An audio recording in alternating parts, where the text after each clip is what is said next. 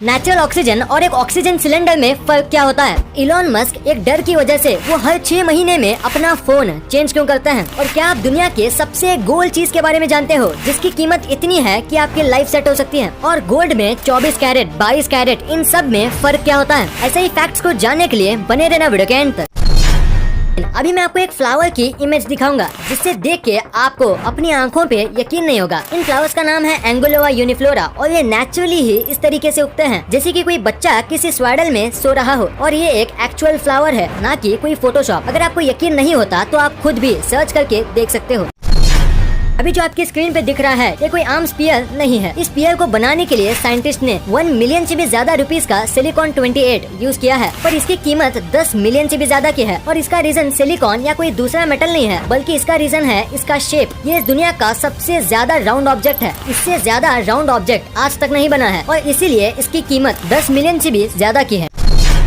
India में superstition बहुत ज्यादा है, ये तो आपको पता ही होगा। जैसे कि इंडिया के साथ ऐसे कई देश हैं जिसमें कैट का रास्ता काटना अपशगुन माना जाता है, खासकर ब्लैक कैट्स का। पर जापान में ऐसा नहीं है। उल्टा जापान में ब्लैक कैट को सिंबल ऑफ लक माना जाता है। और साथ ही में अगर आपके शॉप में ब्लैक कैट आके अपना एक हाथ रेस करे तो इसका मतलब कि आपके शॉप में बहुत जल्द बहुत सारे लोग चीजें खरीदने या खाना खाने आने वाले हैं और आपको बहुत ज्यादा फायदा होने वाला है।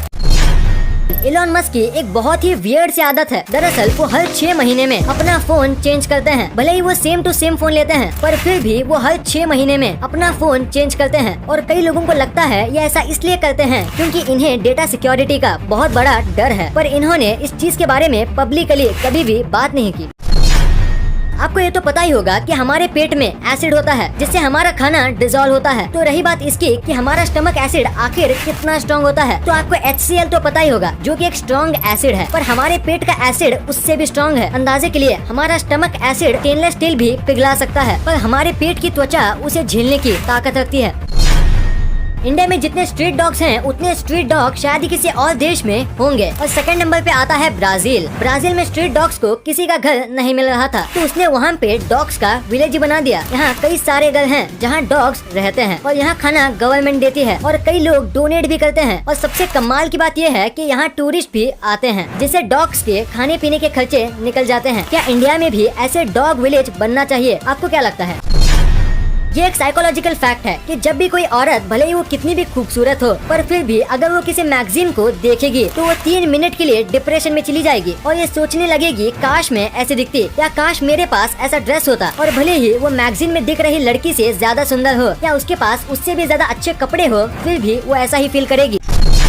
अगर आप कभी भी ज्वेलरी लेने जाते हो तो आपने देखा होगा कि वहाँ पे सारे गोल्ड को कैरेट के टाइप से अलग अलग प्राइस दिए जाते हैं, पर एक्चुअली में ये कैरेट होता क्या है? तो इसका आंसर है कि ये गोल्ड की मात्रा बताने में काम आता है। यानी अगर गोल्ड 24 कैरेट का है तो वो सबसे प्योर गोल्ड है और 100% गोल्ड है, पर एक्चुअली में ये 99.9% गोल्ड होता है, पर इसे ही सबसे ज्यादा प्योर गोल्ड माना जाता है। और अगर इसमें ज्वेलरी बनाए तो वो बहुत कमजोर बनेगी क्योंकि गोल्ड नेचुरली सॉफ्ट मेटल होता है और 22% कैरेट गोल्ड में ही मोस्ट ऑफ ज्वेलरी बनती है। और आपने 916 गोल्ड भी सुना होगा, तो 22 कैरेट गोल्ड ही 916 गोल्ड होता है क्योंकि 22 कैरेट गोल्ड में 91.6% गोल्ड होता है और बाकी सिल्वर या कोई और मेटल 18 कैरेट और 12 कैरेट में आते हैं। और ये सारे गोल्ड बहुत मजबूत आते हैं और ये बहुत कम शाइन करते हैं।